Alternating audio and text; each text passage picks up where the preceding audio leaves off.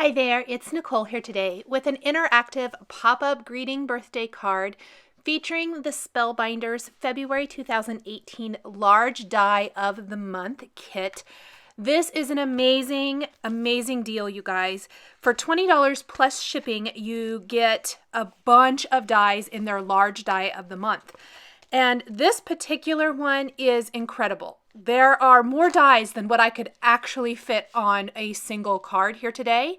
Plus, look at this interactive pop-up element on the inside. It is phenomenal. You can use the pop-up or you can choose to use the greetings without, whatever you prefer. I'm going to take a regular card base here. This is an A2 sized side fold card base. And the little areas that stick out on the end of the happy birthday pop-up, that's going to be where you want to line up with the crease of your card base. So this is A2 sized. This is going to be the inside element. It's going to need to be trimmed down, which I will share here in a minute. But what I'm doing is die cutting this along the seam of the card where those two little edges stick out. This is the pop-up part of the card. I'm going to take the Spellbinders tool-in-one and pop out any of these little areas here. But I'm going to leave the card flat, and I'm going to do that for a couple reasons. Number one, I want to stamp something on the inside, and it's so much easier if you do that before you fold your card. And number two, the pop-up has to be folded a certain way, and you want to go kind of slow to minimize the amount of creasing. Unfortunately, the card base I used, it's a 110-pound weight cardstock, and I think a like 80-pound weight cardstock would probably work a little bit better. I think if I did this again, I would probably use a little bit less thick cardstock because it was a trick to get this folded nicely. This is the second card I made. Now that sentiment I stamped there is from Mama Elephant Birthday Wishes. I looked through my stash for a birthday themed greeting that went with the theme of my card, and I think this sentiment is hilarious. It actually reads, "It's okay to light the candles on your cake now. I've already alerted the fire department." I think it's hilarious. So anyway, so what I'm going to start with, the very bottom of the birthday, that is what I'm going to fold in first. The two little tabs out on the outside are going to fold like normal. Then that little tab at the bottom is going to fold forward. The top of the birthday is going to fold back. The top or the bottom of happy is going to fold forward. And the top of happy is going to fold back and then up. I hope this kind of makes sense. I did try to leave it in here so you can watch me. As I'm folding, I'm using a Teflon bone folder to score those lines really well, get them folded, because it's, like I said, it's a little bit of a trick with such thick cardstock. I am working really slow. I did speed this up, but I left it in because I wanted you guys to see exactly how this comes together. Once you've got some of those lines folded, it starts to kind of want to fold down the way it goes. So what we're aiming for is that when this is shut, it's all going to fold flat. Now there's quite a few layers. This is going to end up being a kind of thick card just from all the die cutting and layers. So I would recommend sending it in a padded envelope or giving it in person. But the goal is this right here, to have it nice and flat so that when it's folded down, it all folds nice. When you open it, it will pop up. So here is what that pop-up looks like. The crease that goes through birthday from the original card base, you do not want to score because you want that to stay nice and flat. I hope that makes sense. I hope you can see that in the video. Now, what I'm going to do is trim off 1/8 of an inch from each side of my card base. And then from the bottom, I'm going to trim off 1/4 of an inch. This is going to allow that when I place this panel inside another A2 size card base, it will be slightly smaller. It's not going to stick out funny. So I'll show you that here in just a second as well. So I am taking the Happy Birthday now, and these are the layering pieces for that inside pop-up. And I actually switched what color I used for Happy. I'm going to use Lawn Fawn Chili Pepper Red, and I'm using Peacock for the word birthday. But I'm taking the two-in-one after I've die cut these, and then I've run them through again to do the embossing. They are so detailed. They are just phenomenal. And the embossing with Spellbinders dies just takes them up that notch and makes them so, so beautiful. In real life, they've got this amazing texture to them, which I'm going to do a little something with when we get to the embellishing part of finishing up the card. So here's my inside of my card. Now, I made a huge blunder. I left it in here because maybe you make this blunder too, and I don't know why my head is in the way. I'm so sorry.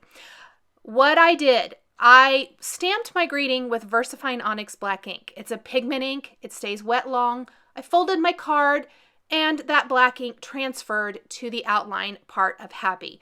I did not want to redo my card for the third time. The first one I messed up folding. The second one was this one, had black ink. What I did was I took the Tombow Mono Eraser and erased away the ink. If you guys don't have one of those erasers, it's an invaluable tool. It will remove a lot of little ink boo-boos like that. I really highly, highly recommend it. So I'm going to actually be creating a contrast color card base from some Lawn Fawn Stormcloud cardstock. This is a beautiful dark gray cardstock. I wanted a lot of contrast so that the pop-up really pops. If I had done it out of white, any of those little openings on the inside, you're going to see white through. I wanted to see something dark. And I also wanted something that was really going to showcase the bright, fun colors that I'm going to die cut all of the cupcake images from. Before I get to assembling and die cutting and all of that good stuff, I want to do a little something for the front of my card. Where the inside is so amazing with that Happy Birthday pop-up, I was a little bit worried that the front of the card was going to be so super plain and kind of boring. The cupcakes are amazing, but I am not typically a super clean and simple kind of girl. I generally like a lot of layers or perceived layers and things like that. So what I ended up doing was taking the My Favorite Things Happy Birthday background and some Lawn Fawn YETI white pigment ink, and I'm going to stamp a white text background on the front of this Stormcloud card. It's going to give it an amazing text kind of graphic-y looking background just on the front, and I think that adds so much to the finished card design.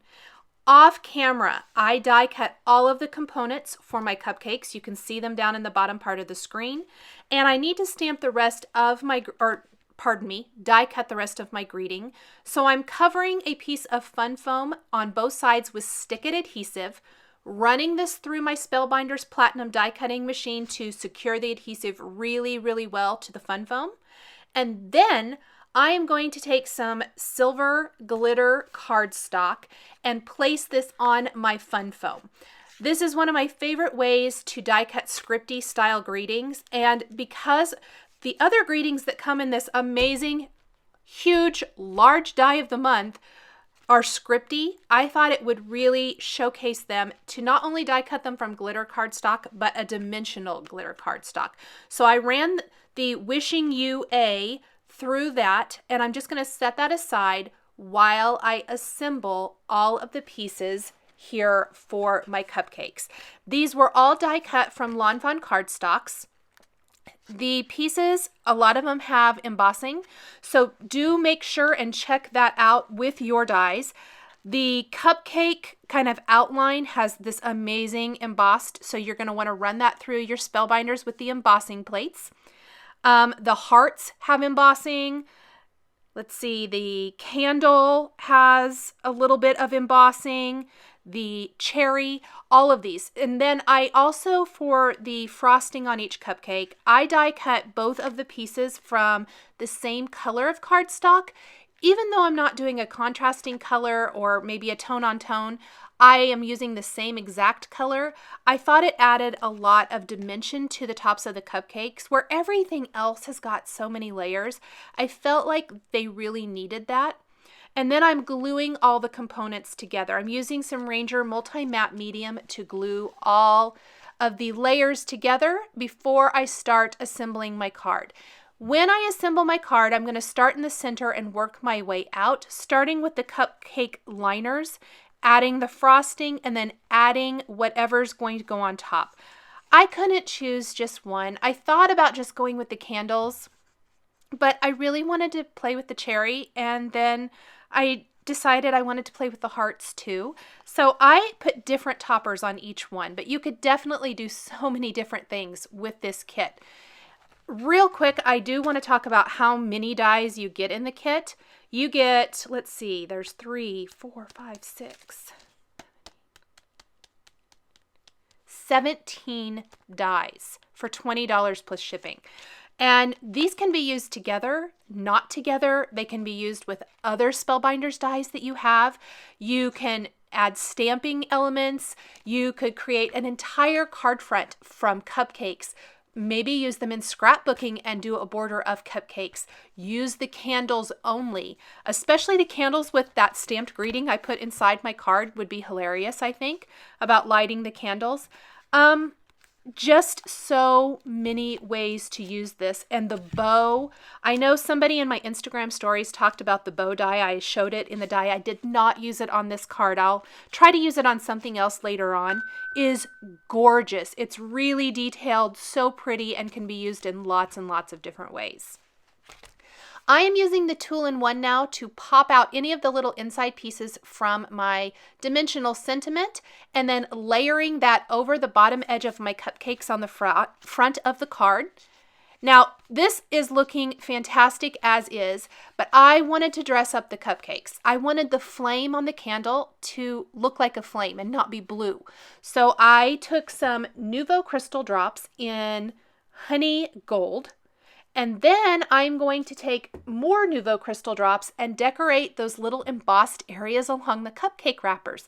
I'm using Caribbean, I want to get the names correct, Ocean, Carnation Pink, and my very, very favorite Simply White, and my favorite red, Autumn Red. Simply White is an opaque white, and that's an important thing to note because I am going to use something else that looks white, the Nuvo Crystal Drops that look white, but actually dries clear and glittery. Simply White dries opaque white. What you put it on is going to be white, and I think that's what I love about it so much, and why I use it so often is so many products look white, and when they dry, they kind of dry clear, translucent, and so they don't have the same kind of effect. These Simply White Nuvo Crystal Drops are amazing. So I'm decorating the tops of each of these cupcake wrappers and just doing something different on each. You want to make sure when working with Nuvo Crystal Drops that you let that sit and completely dry for 24 hours. So what I ended up doing is this card was assembled. The inside piece was assembled separate, the front assembled separate, and set aside to dry overnight. I did these one morning, I set them aside to dry and came back to them the next morning and then put the card together. So you want to make sure that you give it enough time to dry so they don't get smashed and kind of ruined. It will ruin the effect. Now, I was talking about the different kinds of white. White Blizzard is what I'm using here, and it's really hard to see because it's going to dry clear and sparkly, kind of iridescent. But what it's going to do is going to make the tops or the little outline area of each cupcake sparkly, which I thought kind of helped define it, almost like you sugared the top of the cupcakes with that edible sugar stuff. And I think that that's kind of just a fun little element. Then I'm also taking some Nuvo Crystal Drops in Dark Walnut for the stem on the cherry. The cherry stem being red really didn't work for me, so I switched that out. And I took some Nuvo Crystal Glaze and finished off my cherry with a nice glossy finish. Now those white Blizzard Nuvo crystal drops I'm going to use on the inside part of the card where the embossing is for the happy birthday. Along the top, I am applying the white Blizzard, and it's going to make part of the letter sparkly, which I think dresses it up. I decided not to add anything else to the inside of the card, and I wanted the showcase really to be on the pop-up element, but I wanted it to really be amazing. So adding some of the white Blizzard Nuvo crystal drops, when it dries, it's beautiful, sparkly. It's still red or turquoise, but it's going to be sparkly on part of that. Then along the bottom of each word, there's like a little dot. It's not a die cut, but like a little embossed or debossed area. I'm going to take Simply White Nuvo crystal drops and dot along the bottom. I considered maybe switching up the colors that I used and maybe incorporating teal or pink or red, but I decided to keep it simple and just do white. And I'm going to just make little dots here all the way across. Very, very small. It's what's amazing about these products is you can create little enamel dots in whatever size you need for the project. And then again, like I mentioned, this is going to have to completely dry for 24 hours. So each section, the front and the inside, were set aside. I let them completely dry. I came back to them the next morning, which you're going to see here in a little bit, and then I'll show you how to put the inside and the front of the card together to finish it off really nicely. And my letters were having a little bit of a hard time sticking, so I'm adding just a little bit more of the Ranger Multi-Matte Medium and kind of pinching those down in place, trying to keep my fingers out of any of the liquid Nuvo crystal drops there, just to make sure, because I want those to really be nice and secure. And once they're completely dry, they are not going anywhere. Now to put it all together, I am going to put adhesive just on one back side panel of the inside. So I'm going to fold this shut. I'm going to take some nice strong adhesive. I'm using the Glue Glider Pro Permatack adhesive, running my tape runner all over this, keeping it folded, taking it to the inside of the front panel card base, and then folding that shut to secure it. Then I'm going to put adhesive on the other side. Again, I'm going to fold my card to pick that up, and the inside panel is secured perfectly. There is that amazing pop-up greeting, nice contrast with the dark gray and the white, and it really shows up and is just so much fun. Thank you guys so much for joining me today for this interactive greeting pop-up birthday card featuring the Spellbinders February 2018 Large Die of the Month Club Kit. The supplies I used to create this card are listed and linked below the video here on YouTube. Here are a couple more videos featuring Spellbinders that you might be interested in. Thanks for watching, and we'll catch you next time.